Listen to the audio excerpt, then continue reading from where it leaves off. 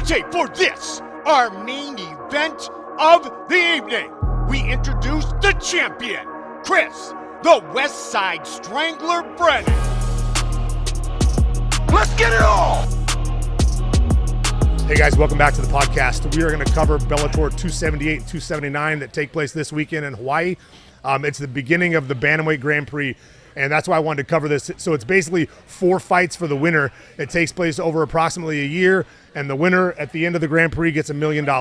So they will, if you don't understand, they'll get their pay per fight, per contracted fight throughout the tournament, and then the winner at the end gets $1 million. Basically like AJ McKee just beat Pitbull for. I guess it's been a few months now because Pitbull has now come back and got the belt back for him. Yes, he did. And the light heavyweight Grand Prix was supposed to come to an end this last weekend, and the fight ended with a no contest because of an illegal headbutt or an accidental headbutt. Yeah, I think they called it accidental. I don't think it was on purpose. However, he had headbutted him on the feet once or twice because I had seen him back up and kind of tell the ref. Right. And then there was another one on the ground that was not as bad, and then that one, took place again and it cut him. And so you don't really want to throw stuff like that, because it ends, it could end like that.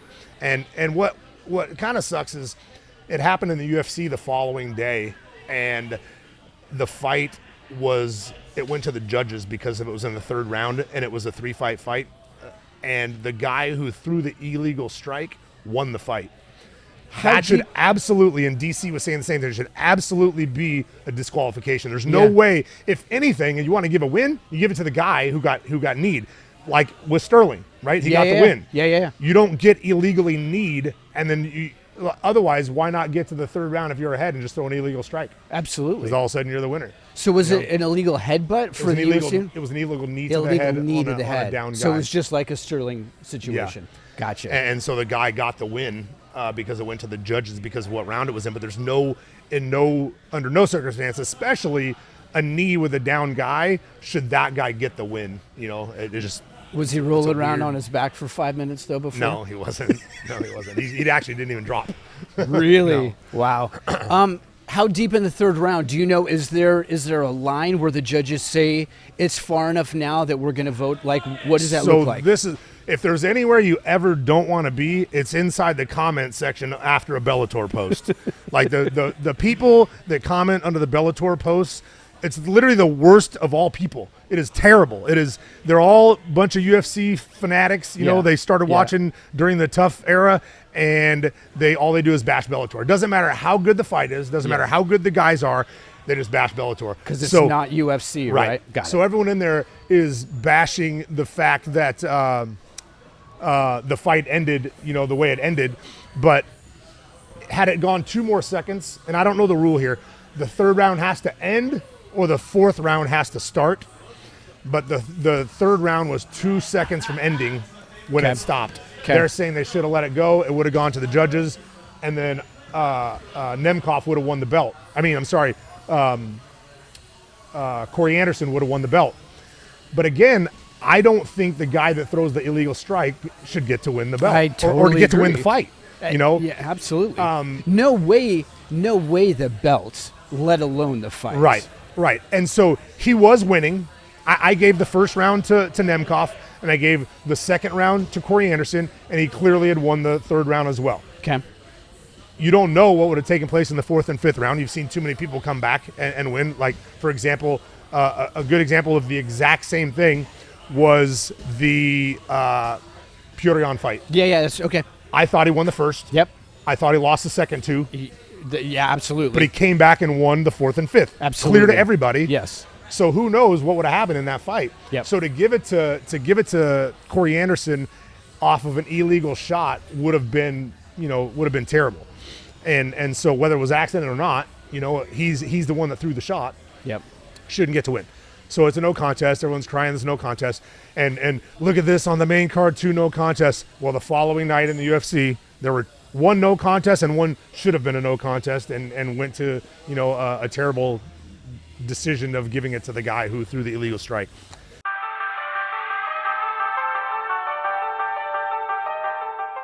All right, so the first fight that we're talking about in the Bantamweight World Grand Prix is Jornel Lugo and Danny Sabatello. What do you know about these fighters? So I really like one of the main reasons I wanted to cover this fight is I really like Jornel Lugo. He reminds me of Lucas. He is a student of the game. But more or different than Lucas, he watches tons of videos. He studies the videos. He studies techniques. And his improvement in Bellator has been phenomenal. Like, he's just gotten better and better and better every fight. Yeah. I've messaged him a couple times after his fights to congratulate him, and he's super humble, nice kid. So this fight is taking place because Sergio Pettis on one side and the Irish kid Gallagher on the other dropped out of the tournament. Okay. So they're having this fight to get into the tournament. Okay, so, it's like a play-in almost. Yes. Okay, it's a fight-in. He's fighting Sabatello, and then the following day, I think, is the other fight, and we'll get to which one it is. And the winner of the following day has it worse. The winner of the following day will jump into the tournament. His first fight, I believe, is going to be Usman Nurmagomedov, Khabib's cousin. I think is what it is. This fight still going to be tough if the winner of this fight will get Leandro Higo. Leandro Higo's another really good fighter. Aaron Pico has beaten him. So there's been a feud online between these two. Sabatello's a mouth. He's kind of a punk. He's just been running his mouth the whole time, disrespectful. Okay. Jornel Lugo has kept it, pretty clean and legit. He's actually funny because he keeps sharing the stuff that the guy keeps saying to him, so he just keeps sharing it on his story. So I've been following along, just kind of laughing at the guy. He's a very tough fighter. What's his record? Danny's 11-1. Yeah, 11-1. So real tough guy. Jornel is 8-0. 8-0. Yep. Yeah. I was afraid for him. He fought on the Dublin card, and being from over here and fighting over there, he went to a close decision against an Irish guy, and he pulled off the win. And I was so stoked he pulled off the win. That's when I messaged him. I was like, I was so nervous before they announced it, but super pumped that he won the fight. And that's why he's here now at 8-0, jumping into the tournament. So both of them go deep into decisions, and you don't see much in the way of jiu-jitsu on both of them. Sabatello, of his 11 wins, 4 of them are by submission. And then when you go to Jorno, only 2 of his are by submission. So you got 9 decisions between the two of them. Do you see this going deep? Probably, and only because at 135, there's only a couple guys that have that one-punch knockout power. Yeah. I don't know about Sabatello. He looks like a kind of a jacked guy. Okay. He may. Jornel, I don't think, and I don't mean to disrespect him, I don't think he has that one-punch knockout power. However, he is beyond technical. He reminds me technique-wise of Dominic Cruz. Like, Dominic didn't knock out a million people, but he's phenomenal. Just right? touched him up all day long. And his jiu-jitsu, I guess he only has 2 subs, super good on the ground. Like, he will outclass the guy on the ground for sure if it gets to the ground. He's a very well. I've spoken to him about taking Luke there and training. He lives down in Florida and doesn't train at a huge gym. And so I thought it'd be really cool to get them together to train since they're in different weight classes. And if anything, Luke goes up, he's never going down. Yeah. And Jornel's not a huge guy. So, I spoke to him a little bit about training the two of them just because they're so technical. I thought it'd be, great training. So do you see Jornel wanting to take this to the ground? Is his jiu-jitsu enough that it would handle Danny on the ground? It is. I don't know what his wrestling's like, and I also don't know what Sabatello's wrestling like. Okay. But I think Jornel, whether he has that one-punch knockout power or not, he's very hard to hit, very elusive, good footwork, good head movement. He's really quick, and I believe if he wanted to get to the ground, he could. Okay. So how are you calling this one? Well, I'm picking him just because I love the guy. I think he's a stud, and I don't like the other guy. But if I was betting money, even like and dislike alike, like I've already I've already talked about gone on guys that I've liked and said that the other guy was going to win. I think Jornel Lugo wins that fight all day. Okay. Speaking of which, I'm 12-2 right now, so don't forget when you bet on these fights. I'm 12-2 on my bets so far. And you're going to be rolling. I think you're picking either 8 or 9 fights tonight. I'll have to go back and tally them up, but you're picking a handful tonight. Yeah, we'll have a big one to choose from coming next week. My record's either going to be phenomenal next week or it's going to be like 500. Yeah, yep.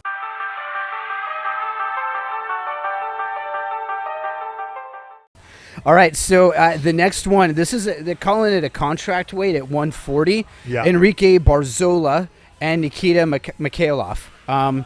Barzola is 17-5-2. The guy's, that's a solid record. He's got a lot underneath him.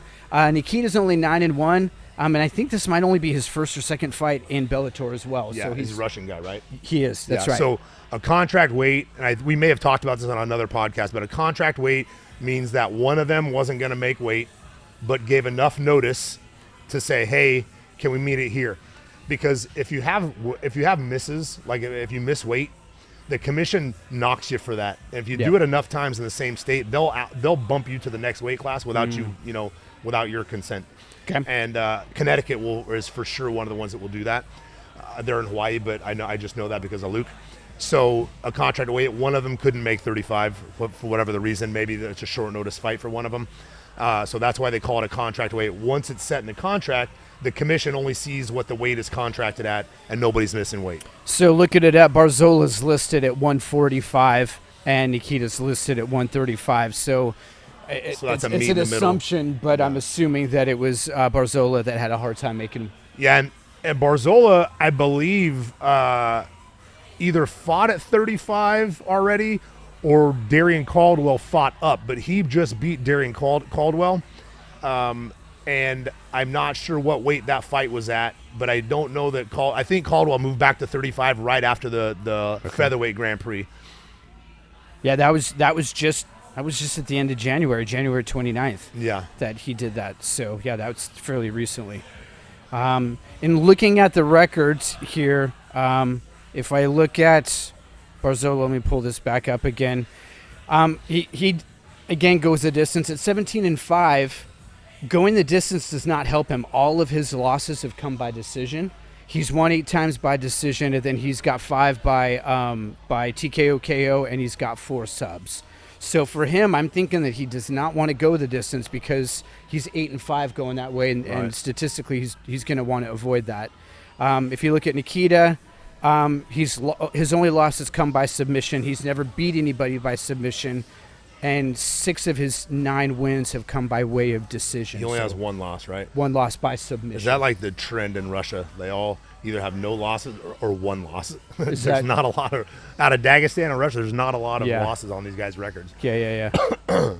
And he's on Fedor's team, the association's Fedor team. Oh, that's why. Okay, so that's why I recognize that guy. He was in Luke's last fight when Bader fought the heavyweight Russian. And we were in there training on the bike, cutting weight and stuff. When Fedor was in there, he was holding mitts for this guy. This guy hits hard. Yeah? This guy, for a 35er, this guy hits hard.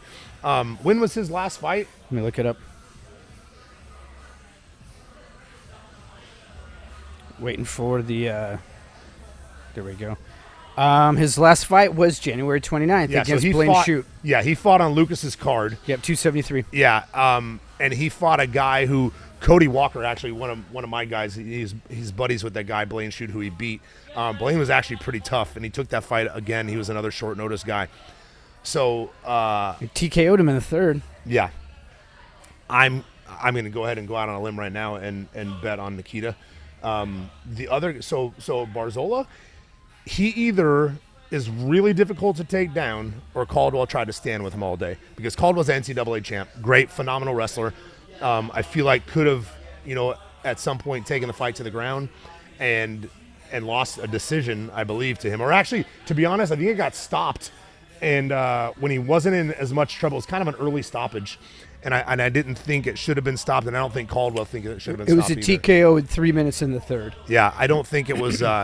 He was in a bad shot on a far side single. Like, he wasn't on a regular single. He was on the far side, and his head was kind of stuck inside, and he was getting hit. He wasn't getting hurt, and the ref stepped in and stopped the fight. I don't think, and I just saw the finish of that fight last night because it's on the highlight of the new for the trailer for the Okay, Grand yeah. Prix. Yep. And I thought, oh, why'd they stop that fight? You know, because he didn't look like he was in that much trouble. The guy's tough. Obviously, he's got 17 17 and 5. fights. Yeah. 24 because he's got 2 no contests. So Okay. Yeah, I'm gonna go with Nikita. Really? On that fight. Yep. So he is the underdog on that one. You're going against sure the he grain is. on Yeah. that one. Man, you haven't seen me bet a lot against Russians. Yeah. And Yeah. anybody from over there in Dagestan, there's a reason why there's 1 loss or 0 losses on those guys' Sure. record. They're just tough. And again, not taking anything away from that guy. He beat Darian Caldwell, which is great, you know. But again, AJ McKee beat Darian Caldwell in 30 seconds, 40 seconds. That was a quick fight. Yeah, I had a real nice submission on him, but he's beatable, you know. So yeah, I'm not changing. I'm going Nikita Krylov on that. What's the last name? Mikhailov. Mikhailov. M-I-K. Yeah, Mikhailov.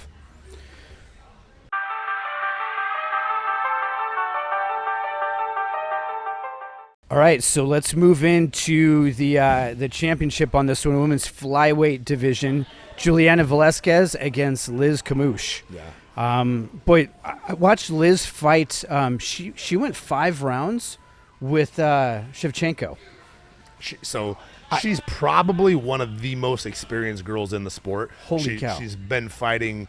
I don't know when her first fight was, but she's been fighting a very long time. Yep. She was Ronda's debut fight in the UFC. Okay. And had Ronda's back for half of the first round. You know, she was on her back, trying to choke her, and then finally end up falling off and getting armbarred, like everybody else did at the beginning. But she's got a lot of experience. She's very tough.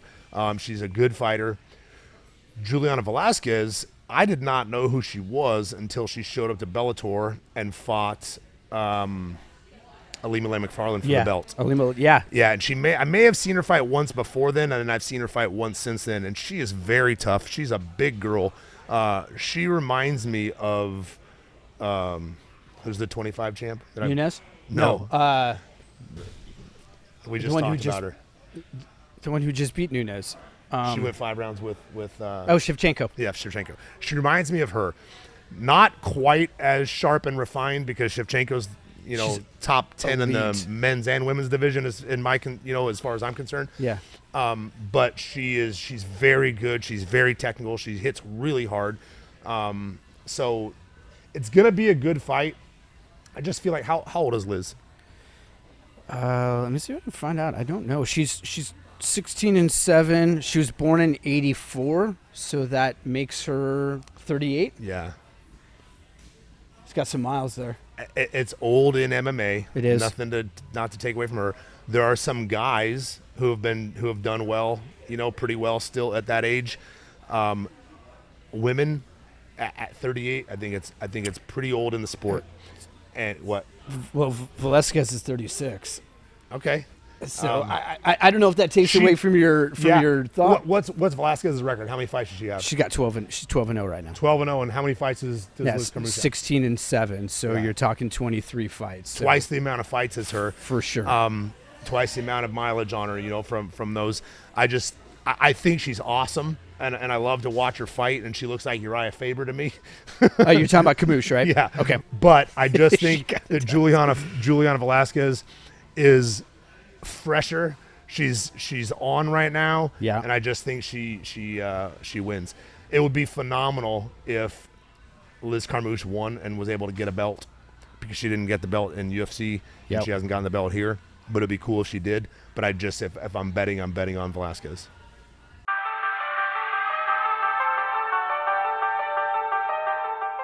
We're going to Bellator 279 on the following day. They're doing this 2 days in a row. Saturday night now. And we're on Saturday night. The undercard, Kai Kamaka is fighting Justin Gonzalez. 2 really great fighters. Quick story about Kai. I fought some of their friends and family. My student Jeremy fought Ray Cooper, whose son now is fighting in PFL. A freak. He's a 2-time champion there. He's won the $1 million twice. Kai Kamaka was in the UFC. Yeah. He lost. There's a big circle here. Lost to TJ Brown, who trains with Bryce and us. Okay. And then apparently got cut And I didn't know it until I'm scrolling through Luke's weight class, and Kai's in Luke's weight class. Now, the irony to this is 20 years ago, somewhere around 20 years ago, 16, 17, 18 years ago, I'm in Hawaii for one of the fights over there, and his family used to put on what I consider one of the best events to ever fight for. It's called Warriors Quest in Hawaii. And his dad is Kai Kamaka senior, or he's not even the senior. There's the bunch. Kai Kamaka, and then Brennan Kamaka is his brother, Kai's brother. And his first name's Brennan? Yeah, Brennan Kamaka. Okay. Yeah, and Jeremy beat him. Okay. And so they put on a phenomenal show. Well, one day they invited us. They're man, just the most amazing group of people in Hawaii in general, let alone their family. And they invite us to their gym to come train. And it's in like a warehouse garage. And as we're walking up, I hear wah, wah, wah, wah, wah, wah. And I'm like, oh, sweet. I get to see Ray hit mitts, because Ray Cooper was murdering people back then. That's Ray Jr.'s dad, who's had the knockouts in PFL. Okay. He hit Jeremy with a body shot in their fight on the ground. Yeah. And Jeremy was laying, and I'm over there, and he goes, oh, and like made eye contact with me, and I'm just like, oh my God, that looked like it killed, And so they just hit really hard. Well, as I come around the corner, Ray is on his knees, and the kid is hitting, and he's 7, maybe 8, and he's just blasting the mitts, kicking, punching. And I'm like, holy smokes. And then this is a little kid doing Yes, he's 7 or 8 years old. And I'm like, man, I looked at my buddy Tracy and the other guys that were with me. I said, hey, if my kids had there was zero chance of them fighting at that point. This was even before the karate classes. Oh, right? Yeah, way before. And I said, hey, if my kids ever decide to fight, make sure we say no if this fight ever comes up. Well, here we are with Kai in Lucas's weight class in Bellator. Yep. So I still hope the fight doesn't come up, but not for the same reasons anymore. For the same reason now the reason I don't like that fight is because I'm friends with the family. Absolutely. I dig their family. They're very very religious, Christian family. My student Lucas, who I actually named Lucas after, fought over there, and he walks out to a Christian song, and the entire Blaisdell Arena is standing singing this song as he's walking out, and it was amazing. And he was a haole in Hawaii. He was a white guy fighting over there on the island, and they all sang a song.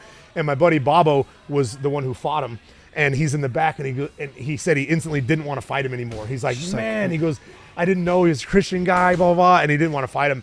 And Lucas ended up beating him. And it was just, from that point on, we've just been really tight with all of their families over there. And, so I just prefer that fight never happened. Sorry. Okay, the fight. Awesome story. So Justin Gonzalez is the guy who was just cornering the last guy that Lucas fought. Okay. He is a very good fighter. He's 14 or 15-0 or 1. It's 12-1. 12-1. 12-1. Real good fighter, real good record. Fights out of Colorado, so he's going to have really good cardio. Yeah, he's going to have that altitude training, and now he's fighting in Hawaii, which is obviously sea level. So he's going to have good gas tank. I would hate to bet against my friend because I love him. He's awesome. But if there are people counting on me to win money, I would bet the money on Justin Gonzalez. I hope that Kai wins the fight. Yeah. Just because. But I would put my money on Justin if I was betting on the fight. This one is a little bit closer as you're looking at kind of the fan prediction that Bellator has. It's 54-44 in favor of Gonzalez, so it's leaning closer, but much closer than some of the other fights that you've picked. Kai is one of those guys. He's an NAIA national champ in wrestling. Okay. Doesn't wrestle enough in his fights because he fights like a Hawaiian. He hits hard. Yeah. He has a good chin, so he can bang it out. Sounds like he's been training since a little kid. Yeah, strikes, man. But his wrestling's really good. So if he's able to use the wrestling and get off, he's got a really good chance. And I'm sure he'll land on the feet, But to win the fight, I think he needs to out wrestle Justin Gonzalez. And I just think they fall in love with their striking. And I think Justin Gonzalez pulls off the win that night. Based off the stats I see, looks like this fight stays on the feet most of the time. Would you agree with that? I don't I see agree, a lot. that's I why. mean, it's decisions. Both of them have a lot of decisions. I don't think. I think there are 2 submission victories between the 2 of them. Yeah. So, lots of decisions here. I don't see. Gonzalez has got 4 TKOs. Kai, I think had 1. None. Yeah. None. So A lot of decisions and 8 decisions and 1 submission. Yeah. Yep. So I'm gonna go with the betting money will be on Justin. And you feel like this goes all 3? Probably. Okay. Yeah, probably.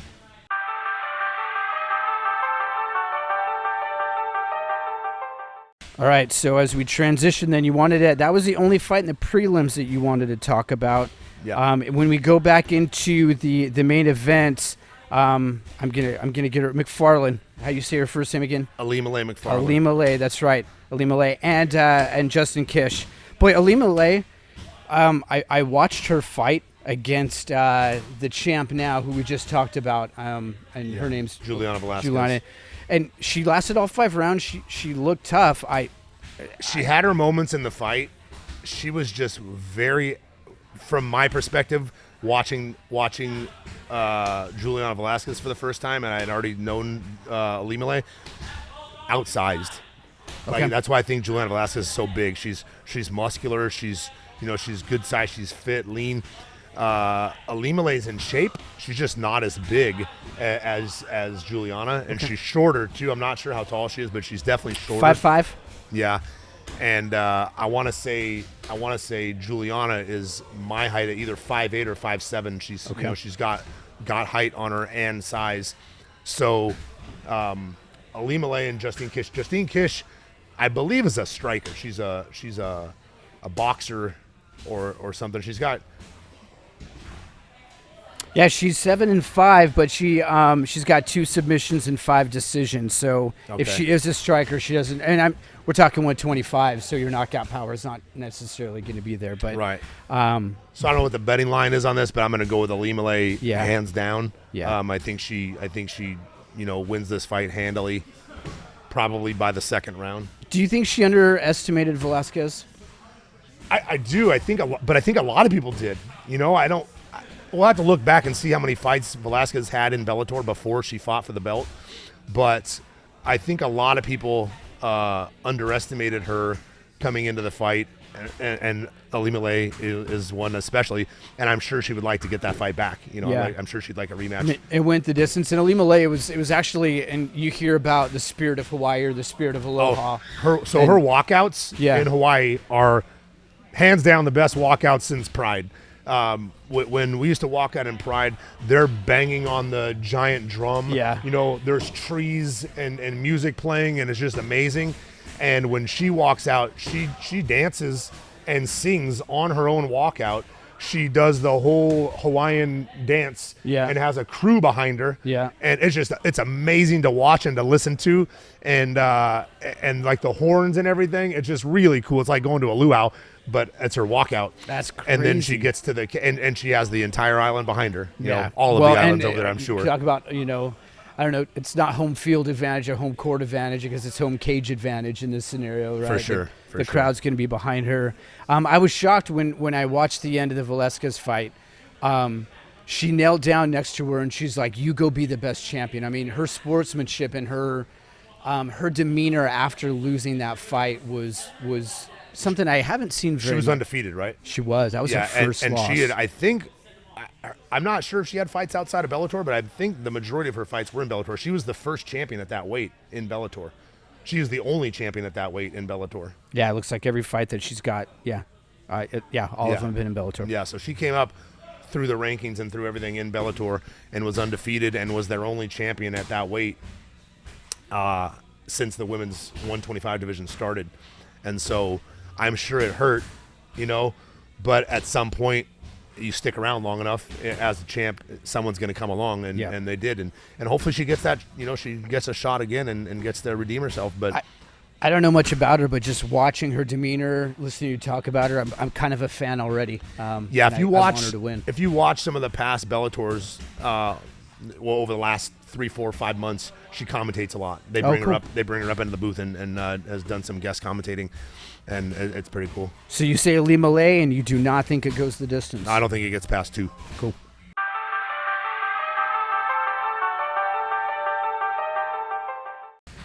All right, next fight. Patchy Mix and Kyogi Horiguchi. All right. So these are 2 studs. Patchy Mix, his only loss is to Juan Archuleta, and it was for the 135 belt, and it was a barn burner for 5 rounds. It was a crazy fight. Juan Archuleta looked phenomenal with body shots. He was landing the mean, like, when that fight was over, that's one of the fights I got Lucas to come out and sit on the top of the stairs and watch. Yeah. And it was just like, both of these guys are going to be so sore tomorrow, you know. And Patchy Mix is a stud. He throws a lot of unorthodox stuff. Yeah. He's got great subs. You know, he's a good fighter. And Horiguchi has submitted Darian Caldwell. He was the champion. He was already the champion at this weight. And I believe there are a lot of people. He was beating Sergio Pettis from the start of the fight to the very end of the fight. Well, in the last round, he was throwing something and got spinning elbowed and got knocked out. But had literally won, you know, every minute up until that point. And so there are a lot of people in the comments and stuff saying they want to see him win this tournament so that he gets another shot at Sergio. And that's, you know, hopefully he does get that shot, because it was a bummer to lose at the end like that. Yep. But it happens. Like Chael Sonnen lost in the last minute of a fight against Anderson Silva, yes. You know, in the 5th round. He'd won 4 3/4 of a round, you know, and then got beat by Triangle. So it happens, but I'm sure he would like to get that fight back. So when you're comparing the styles between the two, Kyoji has got, out of his 29 wins, over half of them, 15 are by TKO or KO. Yeah. He does have 3 submissions, but he also goes the distance with 11 submissions. So he's a striker. He can knock you out. How many losses? Hold on. 4. Yeah, not many. Now, when you go to Patchy, he's kind of the other way around. If you look at him, he's only got 1 TKO, but he's got 11 by submission. So that dude's ground game. So now is this, in the past you've talked about how if you've got a striker and a wrestler, that if the wrestler asserts their game, they're going to win the fight. Patchy's not a wrestler. Okay. But he does have good jiu-jitsu. Okay. He just beat, which was, I was cheering for him. He just beat, who did I say, the Irish kid that just dropped out of the tournament? Gallagher. James Gallagher. And he guillotined him. They both had about 3 guillotines on each other in about 3 minutes. Like, finished, tight, deep, done guillotines, and they'd get out. And then another one was on. And they would get out right to put the other person in one. And then he finally finished one. Was it a tap or a nap? No, I think he tapped. Okay. He's a very good fighter. I don't think he's fought the competition that Horiguchi's fought. Okay. And I think that's going to be the difference. I think so it's a tough one for me to pick on the win. I would like to see Horiguchi win just so he gets a shot back at the belt. However, Patchy's never had a shot at the belt. Okay. And I'd like to see him. I like him. I'd like to see him, you know, fight the tournament and do well. And this is one of the ones. This is one of the fights in the Grand Prix tournament. Yes, this is part of the Grand Prix. That's why, like I was saying, they're trying to get to Pettis at the end now. So there's going to be a because the champion, typically the champion, if he's in the tournament and his belt's on the line, all 4 fights in the tournament, you know, he could lose it, and the belt can change hands throughout the tournament. Him dropping out of the tournament, there's now going to be an interim title at the end of the thing, and then they will fight him for to unify the belt. Yeah. Okay. So this is hard. Yeah, I was just going to say, so how you leaning on this? I'm going to go out on a limb and pick Horiguchi. Okay. By win. I hope this is another one where I hope Patchy wins, but I think your betting money is on Horiguchi.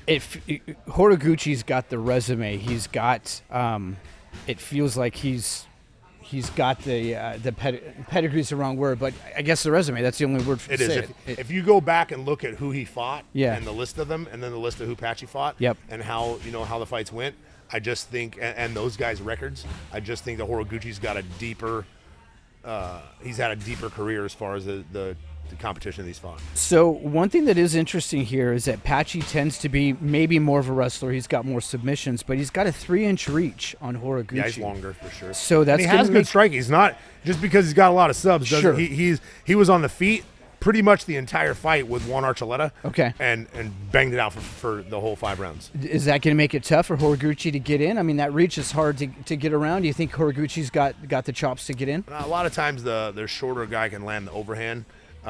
Because the taller guy tends to lift their chin up when they fight a shorter guy. Okay. And that's how you get clipped.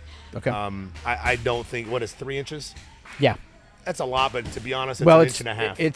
It's 3 inches of height, so I don't know what the actual reach. It doesn't have the reach. It's 5'8" versus 5'5". And so people know when they measure reach, let's say someone has a 72-inch reach advantage and the other guy's got a 75. Yeah, right? That's only an inch and a half because you're splitting that. They measure this way. Yeah. Your entire torso, fingertip to fingertip. Included. Yep. So it's only on one arm half of what that is. So he's got an inch and a half reach advantage. It's not that much. Okay.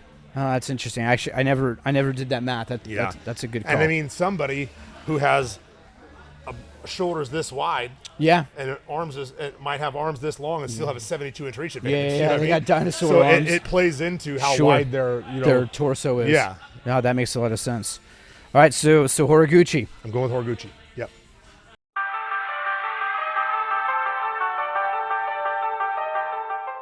In the bantamweight, we also have another one. We just talked about Juan ARCHULETA, so he's going up against Rufián Stotts. Man, this tournament, it is so stacked. It is so good all the way through. Rufián Stotts is a 2-time D2 national champion. He beat Levi, who trains with Lucas Levi Miles, who's a stud, very good. And Rufián beat him. So he also beat Magomedov. Yes. Oh, yes. He's the guy who beat Magomedov. Yes. Yes. He's the guy that beat him. And that was a good fight too. But he was a stud on the feet. He out wrestled him a little bit, but he was landing as well on the feet. That was a good fight. He's a stud. And who's he fighting? The tournament's so stacked. Yeah, ARCHULETA, Juan ARCHULETA. Oh, yeah. So Juan ARCHULETA is one of my favorite fighters. He is one of my favorite fighters in Bellator, at least. As a bantamweight, he's just such a stud. He is a million miles an hour.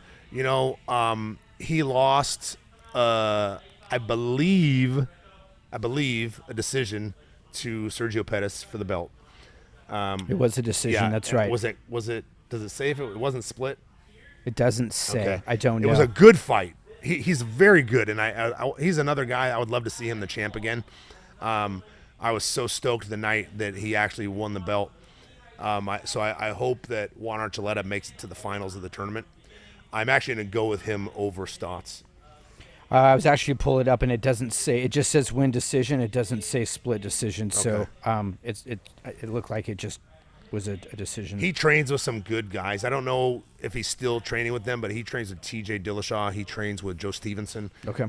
He trains with some good guys. Dwayne Ludwig, striking wise, I think don't quote me if he's not there anymore, but he was with those guys. Okay. And that is a solid group of guys. Fight wise, conditioning wise, striking wise, wrestling wise. Wrestling with TJ. TJ's a stud. Yeah. So I'm going to go with Juan ARCHULETA on that fight, and probably his next round too. I don't know who it is, but I'll probably pick it on the next one too. So you think ARCHULETA is going to go deep in this tournament? Yeah, I think he's going to get semifinals. I mean, we'll see how it all falls out. I don't know after everyone's first win who's next. Yeah. Except for the Jornel Lugo fight. Yep. And who he gets Leandro Higo next. And then I forget who the other 2 guys are that are fighting to get into the We must not have come up to it because they might not be on it yet. Yeah. They might not be in the bracket yet. There's a couple fights on Luke's card. They're spread out.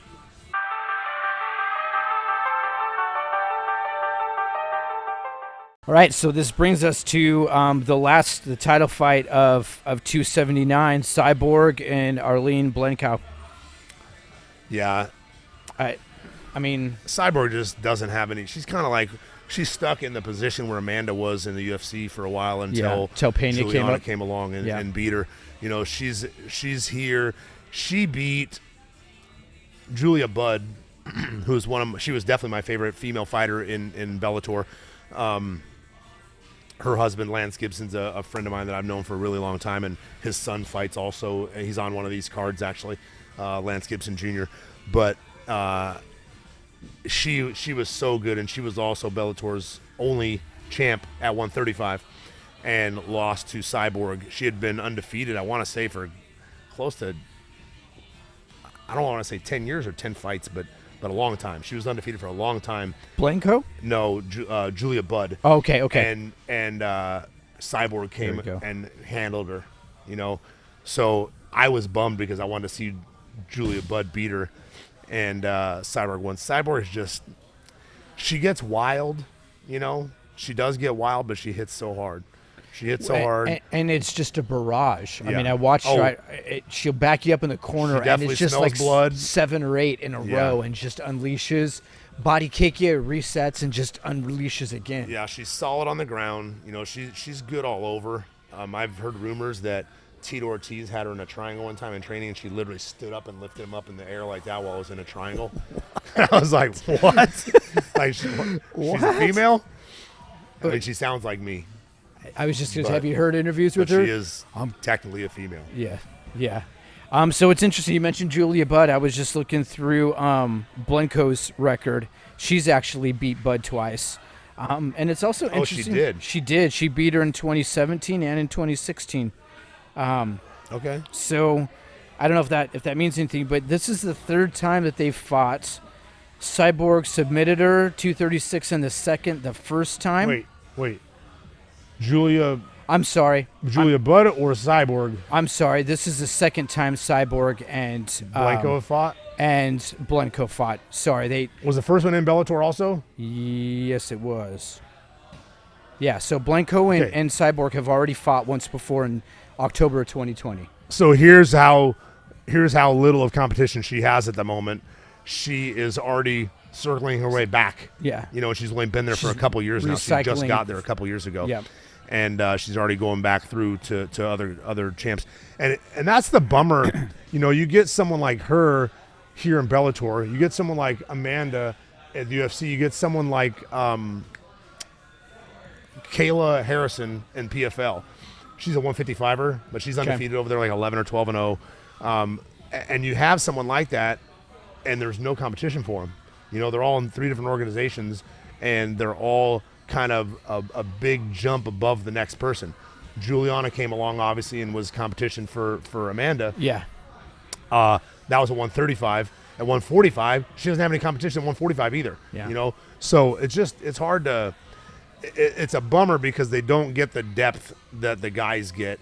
You know, and the women's divisions aren't typically as deep anyway, competition-wise for the top couple. So it's like for beating Juliana Velasquez, I think the only person with a chance of beating her is Ali Malay coming back and fighting her again, you know. I was doing a little bit of research today. Blencow, in an earlier fight, the commentator said that she had done some training with Volkanovski, I believe. She's from Australia. Okay. Right? I'm pretty sure she's from Australia. If it says, I don't know if New Zealand, one of the two. Yeah, Australia. Australia. Yeah, New South Wales. And that's where he's from over there as well. You get a lot of guys training over there between Adesanya, her, Volkanovski. There's a bunch of the kid who I think just retired, and I'm sad he retired. He just dropped down to 145 from 155. He was Chandler's first fight in the UFC. Such a good dude. And I watched him fight when I was in Australia. He beat dude from Matt Serra's ally, Quinta. And so there's a group of people training over there, and a lot of them get together, and they're solid. Like, there's a good group of people, and they kind of were getting stuck over there during COVID, and people were just kind of training together, or they were getting stuck here and training, and one way or the other, all these guys and girls were getting great training. Just got together. And so, I'm sure she's as prepared as she can be to fight Cyborg. I just think people don't understand what Cyborg feels like until they feel her. And I'll probably get hate for this, but going back to Cyborg and Gina Carano. Yeah. Gina Carano was beating her. She didn't she was so worked up over the fight, and she was so, in my opinion, in her head of being Cyborg, she was mounted on her, and she literally got up. She I don't think believed she was in the fight until she realized she was in the fight, and at that point she was over. It was over. And she, ended up getting beat. But she was doing better than she expected. You could tell she was doing better than she expected Gina to do. was doing better than she expected. Is that against Cyborg? She was doing better than she expected to do. So I think Cyborg is beatable. I just think that people I don't know if they still underestimate what she feels like, but they still may expect her to feel strong, and she's probably even stronger than that. Yeah. Well, so something you said was interesting is you don't know what Cyborg feels like until you feel Cyborg. Right. Blanco has already felt Cyborg. True. So I'm not saying that it's gonna matter. Oh, I'd love to see the mix up. I'd love to see her win. Sure. I think that whatever Cyborg has done over the last 10 years to make her the way she is has not been fair to everybody else that hasn't done that over the last 10 years. There's no getting around it. Yeah. There's absolutely no getting around Yeah. it. She's tested positive for it before, and this is the UFC fans. They were blown away that she tested positive. And I'm like, are you kidding me? Like, I'm blown away every time she passes a test. Right.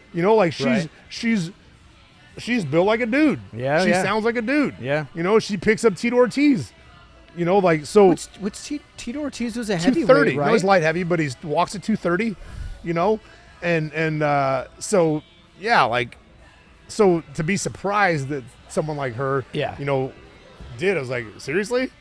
So I just think that she's got a gap on other girls when it comes to that. She's much bigger and much stronger.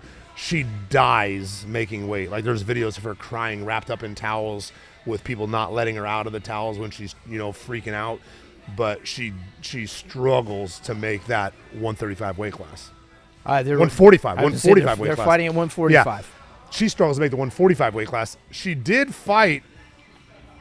Or maybe that's why she didn't fight. She couldn't make 135 because Ronda was going to fight her at 135, and that fight never took place. So if she's fighting at 145, she's walking around at 165, I bet, right? Easy.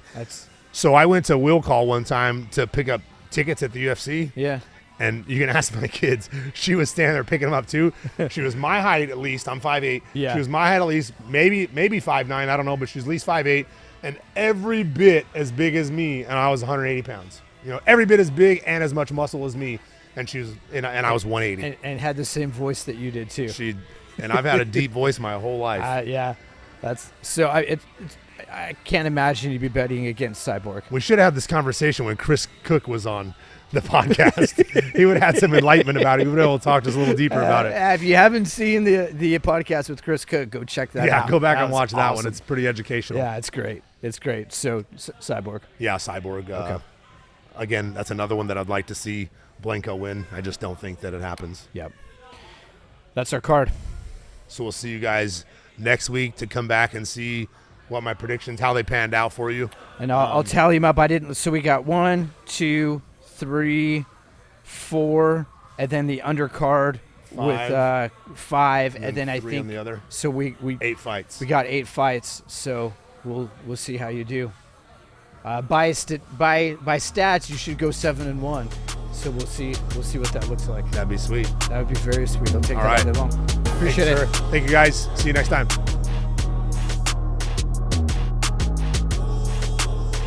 It is all over, just like that.